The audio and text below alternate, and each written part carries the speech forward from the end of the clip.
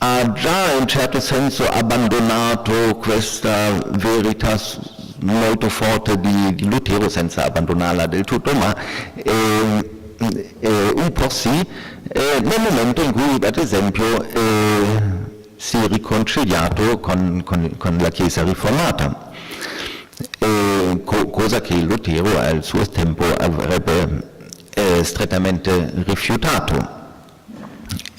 Ma chissà, forse vivendo oggi vedrebbe le cose diversamente. E se è stato possibile la riconciliazione con i riformati, perché non dovrebbe essere possibile anche con gli ortodossi e con i cattolici. Quindi diciamo qui forse si deve un po' anche ridimensionare, diciamo, il peso della dottrina e magari ridurla a quello più importante, che per Lutero sicuramente la giustificazione per sola grazia e Gesù Cristo come unico Signore. E quindi con questo, perché anche nella Chiesa, diciamo, prima Chiesa magari Cristo il Signore era, diciamo, la confessione che faceva sì che i cristiani si riconoscevano tra di loro. Bon, allora, poi andando sempre nella prima fase, la seconda definizione che Lutero dà è che la Chiesa è l'unica sposa di Cristo. Questa espressione dell'essere sposa ha naturalmente la sua storia nella mistica, e nel nostro libro sulla mistica il professor Cassese ha scritto un bel articolo su questo. Quindi Lutero usa questa espressione della sposa innanzitutto per l'anima, che nella fede diventa, diciamo, sposa con Cristo, e quindi c'è questa unione con Cristo e c'è questa communicazione idiomatum, cioè che noi partecipiamo alla giustizia di Cristo e Cristo prende i nostri peccati, e quindi questa unione sì, in un certo senso mistica è forse non è forse una buona parola, ma è importante che c'è questa unione, perché questa unione è poi la premessa per la comunicazione idiomatum. E questo stesso immagine che Lutero usa per l'anima, lo usa anche per la Chiesa, cioè la Chiesa è anche unita a Dio, e quindi anche la Chiesa, tra Cristo e la Chiesa c'è questa comunicazione idiomatum, cioè la Chiesa è santa, così come l'uomo è santo, ma nello stesso tempo naturalmente l'uomo è anche peccatore se si vede al di fuori di questa unione con Cristo, e quindi anche la Chiesa può essere simul justus et peccator, cioè nel momento in cui si vede nell'unione con Dio, allora c'è questa santità, al di fuori non c'è.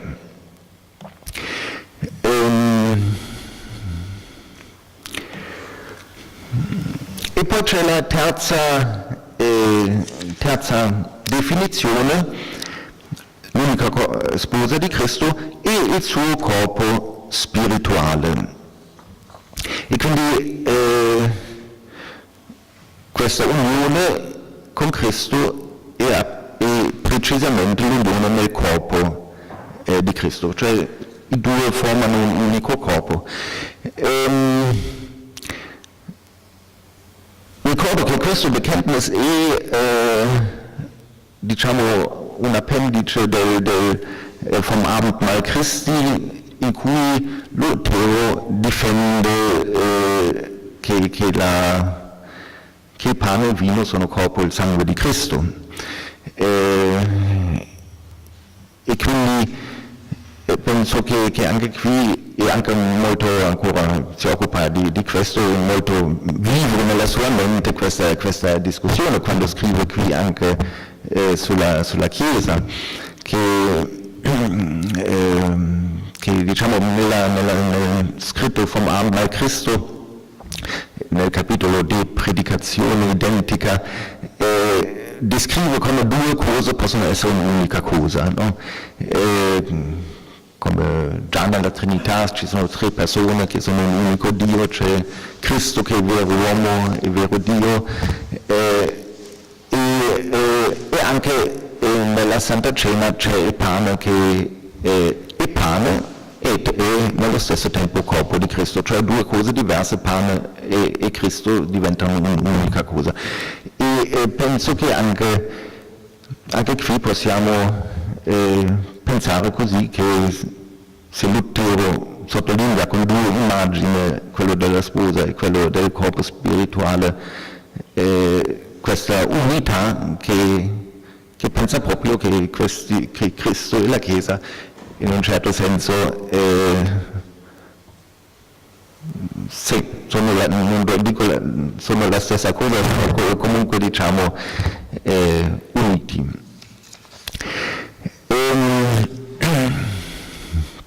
Questo poi continua, di cui è anche l'unico capo, mentre i vescovi o parroci non sono capi né signori né sposi di essa, ma servitori, amici, come dice la parola vescovo, sorveglianti, curatori e responsabili.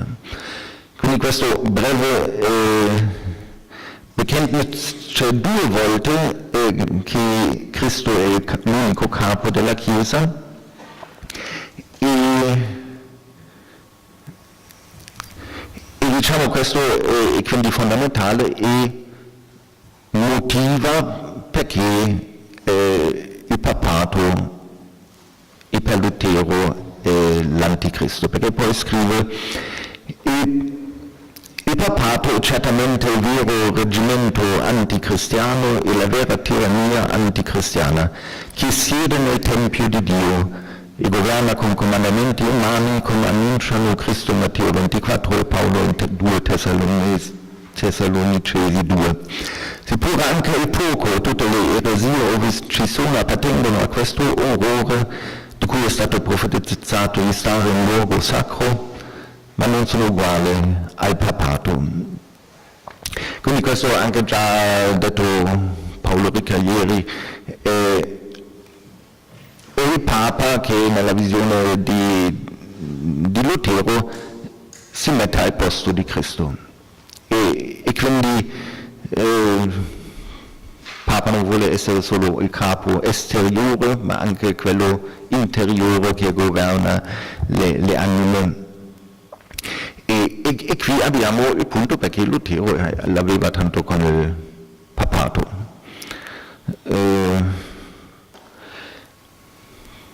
Naturalmente può dire lo avevo anche con il Papa perché li ha excomunicato, ma penso che possiamo pensare che prevalga diciamo, la questione teologica. Ovviamente la teologia cattolica nel tempo è cambiato. Diciamo, penso che oggi il Papa non si vede più al posto di Cristo, no? E diciamo, è riconosciuto che Cristo è l'unico capo.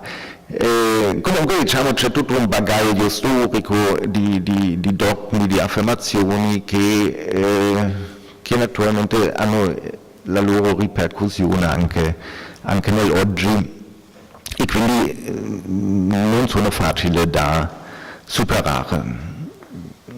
Comunque che Cristo è il capo e il fondamento della Chiesa, questo dovrebbe essere la base di ogni dialogo ecumenico.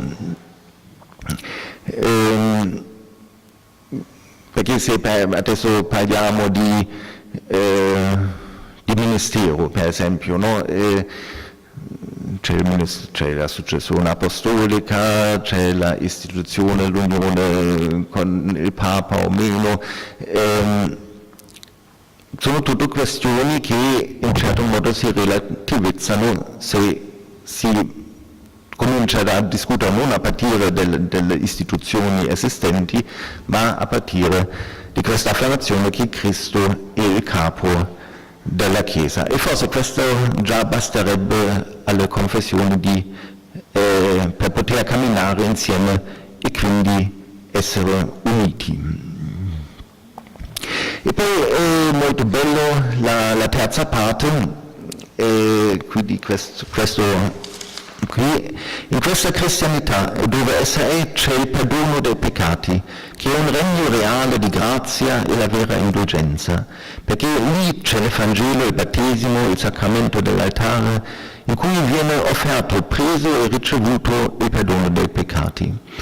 Anche Cristo, il suo Spirito e Dio sono lì.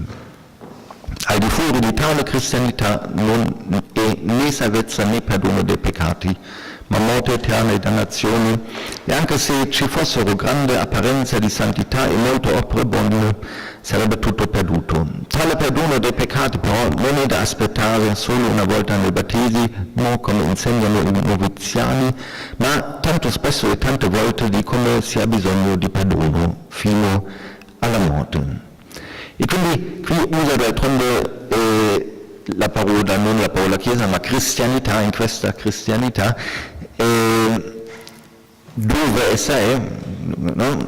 c'è il perdono dei peccati. Questo è la cosa che la Chiesa è il regno del perdono, sono i peccatori perdonati, sono quelli che sono uniti a Cristo. E è molto importante qui la frase anche Cristo, il suo Spirito e Dio sono lì, cioè nella Chiesa Dio è presente. E quindi penso che Lutero concepisce la sua Chiesa dalla presenza di Dio. E Dio è naturalmente presente dove parla, mediante la sua parola, mediante i sacramenti, dove viene quindi accolto nella fede, dove gli uomini mediante la fede diventano corpo di Cristo. E quindi questo è forse anche una cosa con cui si potrebbe un po' relativizzare il peso del dogma all'interno del pensiero di Lutero, che la Chiesa è lì dove è Dio, dove c'è Dio. Chiesa costruita a partire dalla presenza di Dio che opera mediante certamente la sua parola e il sacramento. Grazie.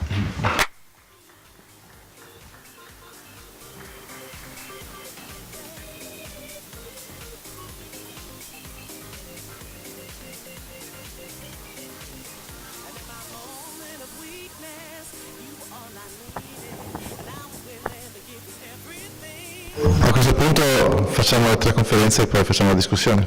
Quindi adesso tocca la terza. Sì, adesso facciamo la pausa, ho detto. Dopodiché le domande le facciamo tutte alla fine. Subito dopo la pausa di queste prime 2 allora. Perfetto. Se no c'è troppa carne al fuoco, dopo diventa... Bene allora. No, ma è giusto che...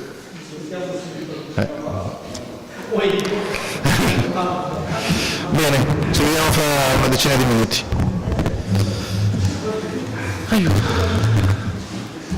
Denso, bello. Denso, bello, dico. È un complimento. Cioè, su tutti i punti è un bel commento proprio. Grazie.